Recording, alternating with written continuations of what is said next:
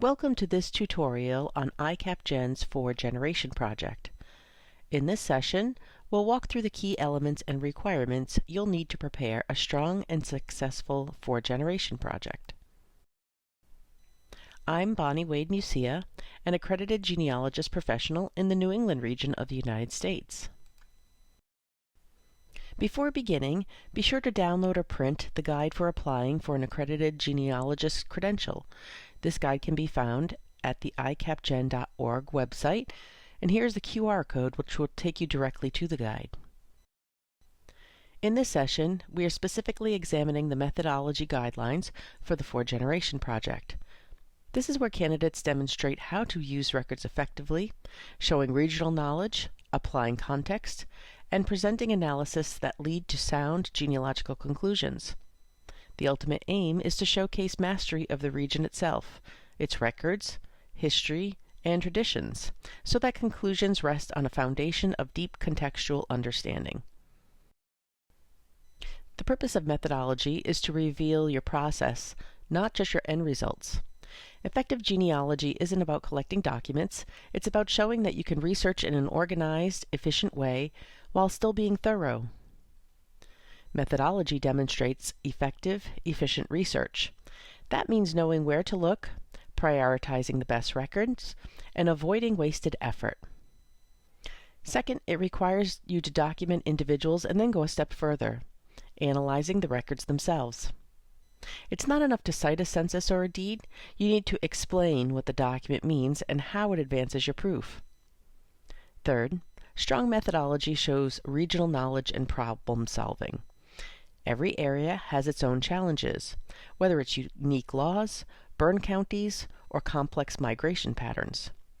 You should demonstrate that you understand those challenges and can work through them strategically. We will talk about that a little more in a minute. And finally, methodology ensures that your conclusions are clear, defensible, and based on evidence that has been carefully evaluated. A well-argued conclusion should withstand scrutiny, even if another researcher rechecks your work years later. Methodology is tied to location. Each accreditation region has its own record sets and quirks. You'll need to show that you understand the landscape of records, what exists for the time and place you're researching, and where those records are kept. Jurisdictional changes, such as county formations, parish divisions, or shifting town boundaries, often determine where you will find the originals. You'll also demonstrate awareness of laws and customs that shaped how the records were created, whether in land ownership, marriage, or inheritance. Geography and migration patterns influence settlement, travel, and where people appeared in the records, so you need to take those into account as well. Beware of record access limitations. Some collections may survive only on-site, in an archive or courthouse, while others are digitized or available only in transcription. If the originals are missing through war, fire, deterioration, or something else, explain how you use credible substitutes and why. Finally, apply historical context to your interpretation. Broader events, things like war, epidemics, economic shifts, or religious reasons, often explain why records were created, lost, or suddenly appear in new locations. Understanding these historical influences allow you to interpret not just what the record says, but what it represents within the family's time and place. The strength of genealogical conclusions depends on the quality of the sources consulted, not the number gathered. Always begin with original records whenever they survive. Originals created closest to the event typically provide the most reliable information.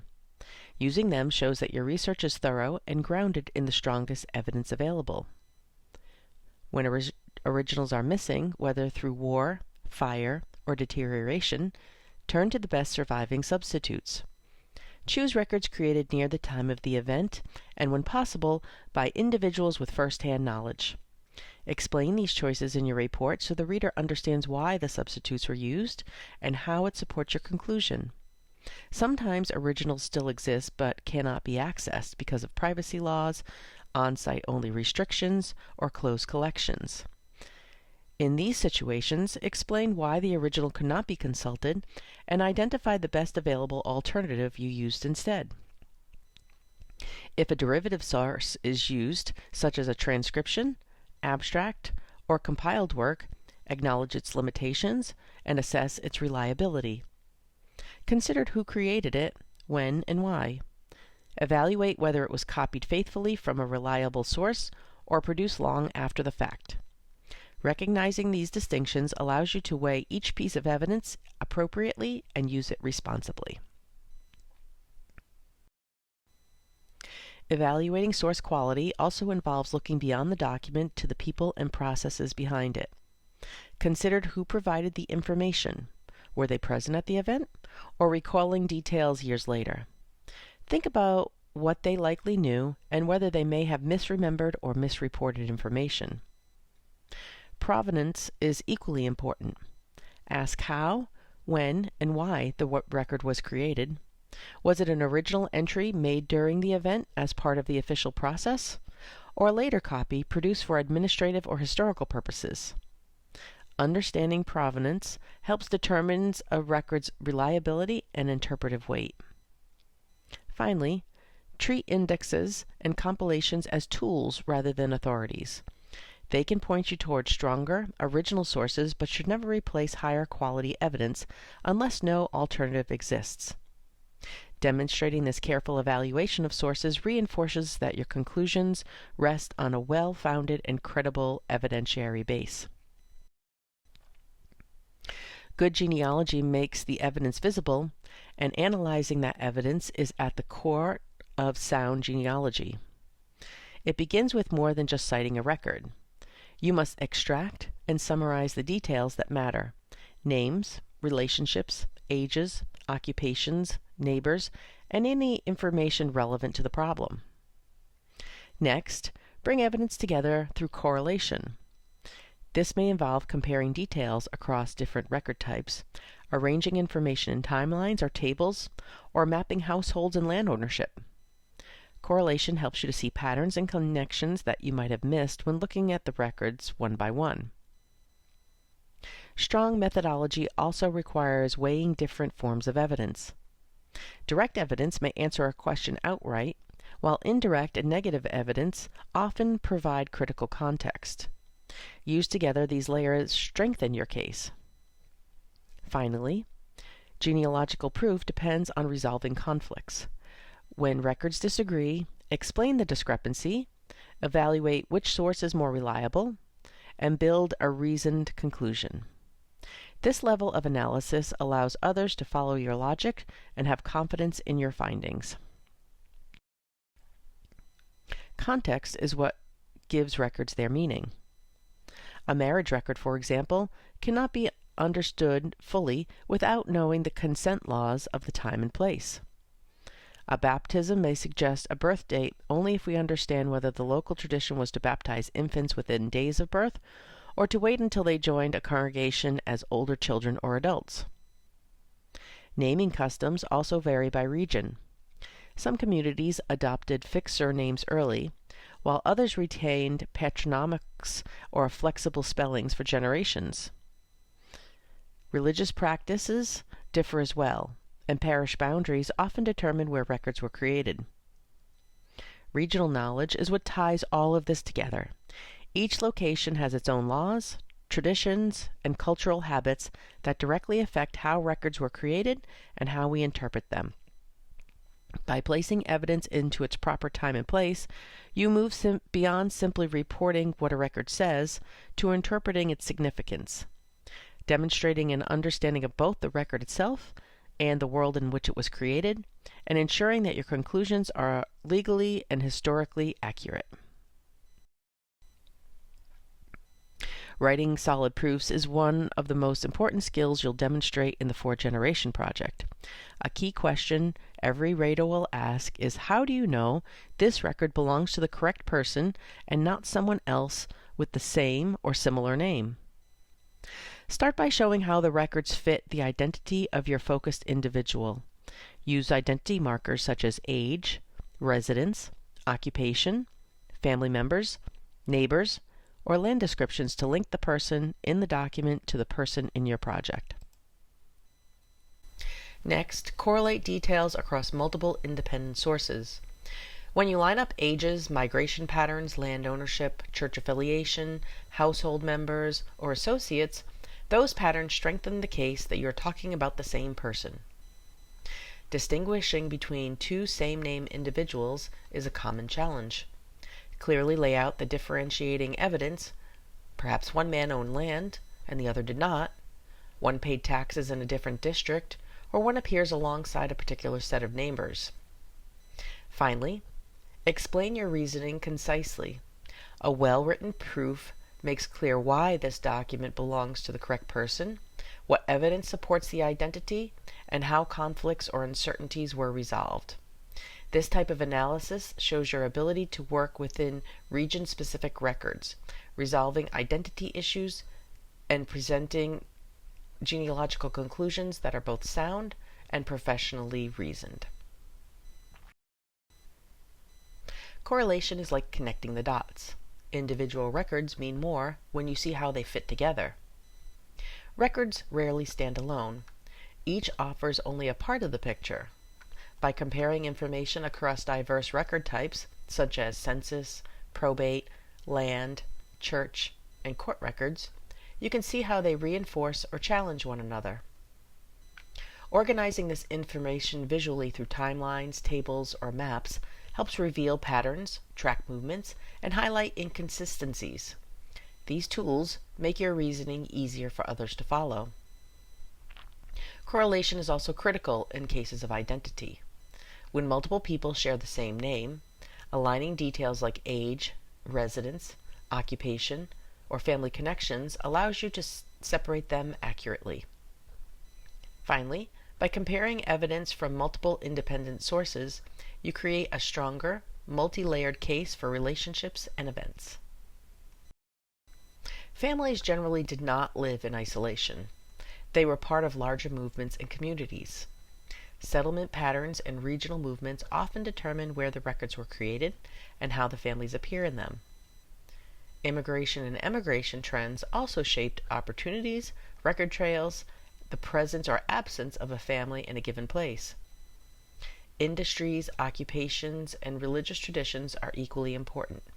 Did textile mills, farming opportunities, or shipbuilding draw people into or out of the area? Did faith communities migrate together or create new congregations that generated records? Exploring these larger social and economic forces helps explain not only where the families lived, but why their records appear or suddenly disappear in certain places. By tying your research to these broader patterns, you show how individual family stories connect to the larger historical landscape and strengthen the credibility of your conclusions. Records may be missing due to war, fire, loss, or other factors. A strong methodology demonstrates how you address these challenges. Begin by identifying the gaps and confirming what is missing. Consult record inventories, archivist notes, or jurisdictional changes that may explain the absence. Next, pivot to substitutes. If a marriage is missing, look for bonds, minister's returns, newspaper notices, or guardianships. If vital registers are unavailable, use things like deeds, tax lists, probate records, court minutes, and town records to reconstruct identity, family relationships, and timelines. Add contextual sources to fill in details and movements. Things like newspapers, city directories, historical maps or atlases, manuscript collections, and local histories can establish residence, occupations, and community ties. When a derivative source is used, your report should briefly state why it was necessary and note any limitations that affect its reliability. This is less about evaluating the derivative, which was covered earlier, and more about documenting your decision-making so the client understands your process. In addition, make sure to document your negative searches and repository coverage in your research log. Note where you looked, what you searched, and the result. This allows the rater to see what has already been ruled out and shows the full extent of your efforts. Clear documentation of what didn't produce results is just as important as the records that did, because it demonstrates thorough, systematic, and professional research practices. Sometimes the most important evidence isn't in the direct line at all. It comes from the extended circle of family, associates, and neighbors. It's often called the FAN principle. Pay close attention to the names that appear alongside your family, witnesses who sign the deeds, neighbors listed on the census page, sponsors at baptism, bondsmen in court or probate records, landowners whose property borders the focus family. These connections often hold the clues that resolve identity problems or establish relationship when direct records are missing. Allied families, those who intermarried, migrated together, or shared community ties, can also provide critical context. By following their records, you may uncover information that explains your own family's movements and decisions. The key is always to circle back. Collateral and FAN research is powerful, but it must support your main proof argument and illuminate your focus family, not lead you off track. Even the strongest methodology loses impact if the writing isn't clear. Use a professional voice in the third person and avoid passive constructions that make it difficult to tell who acted or decided. Writing in an active voice makes your reasoning direct and easier for the reader to follow. Keep your analysis visible in the body of the report. Don't hide it in the footnotes. For example, if you relied on a derivative because the original no longer exists, explain that decision in the text. For a brief statement, it's often enough to clarify your reasoning and show how you resolved a conflict. Explain your choices and reasoning concisely. You don't need long discussions, just enough context for the reader to understand why a particular source or interpretation was used.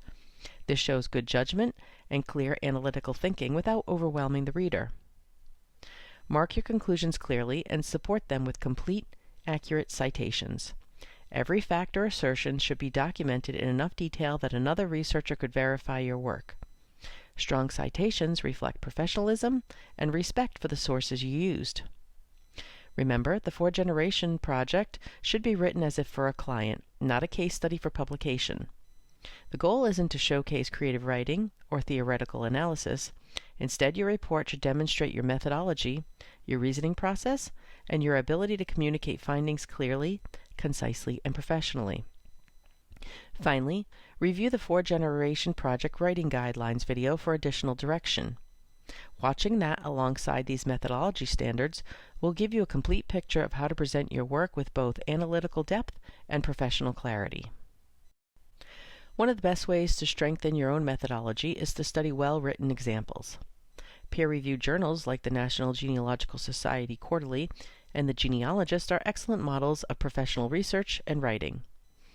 State and local genealogy journals, along with historical society publications, also offer valuable case studies that reflect regional sources and methods. As you read, don't focus on the conclusions. Pay attention to how the authors build their arguments, how they analyze and correlate sources, and how they handle conflicting evidence. Notice the structure of the writing, how background, evidence, and reasoning flow together to make the case clear and persuasive. These models provide inspiration and practical guidance for your own work. The 4Generation project checklist on the ICAPGen website helps you evaluate the methodology portion of your project before submitting it for review. This resource is a self-assessment tool to help you see your work through the eyes of a rater. Start by reading each point carefully and asking yourself whether your project demonstrates that skill. Have you shown thorough analysis and sound reasoning for every conclusion? Do your interpretations match the quality and type of evidence you've presented? Next, review your regional work. Have you used the record types and strategies expected for your accreditation region? Your research log should reflect a broad, informed search that matches the geography, laws, and record availability of your area. If your region has a regional resource guide, make sure your project demonstrates the use of the must-know record types, either within the report itself or documented in your research log. Make sure all generational links are clearly proven and that conflicting evidence is explained or resolved. Your written report, research logs, and key documents should all tell the same story, each one reinforcing the others and aligning with your stated objective. When you finish, review the checklist side by side with your project. Use it as your final quality check to confirm your analysis, reasoning, and regional understanding are presented at a professional level. If you'd like additional support, several resources are available to guide you through the accreditation process. The ICAP-Gen Accreditation Mentoring Facebook group offers a collaborative space where candidates can ask questions and share experiences. For structured practice, the 4Generation Study Group is an excellent option, and the ICAP-Gen YouTube channel provides a growing library of instructional videos and walkthroughs. We recommend downloading and using the 4Generation Project Checklist on the ICAP-Gen website. It summarizes every requirement to help you evaluate your own work before submission. Treat it as your roadmap. It will help you stay on track, avoid common pitfalls, and ensure your project meets all the expectations of the accreditation process. For specific questions about the process, you can reach out directly to the testing secretary at testing.secretary@icapgen.org. Taken together, these resources will support you at every stage, from your first draft to your final submission. Whether you're just beginning to explore the accreditation process or are already deep into your 4Generation project, this information will guide your research, strengthen your methodology, and help you move forward with confidence. This is my contact information if you have any questions about this presentation. Thank you.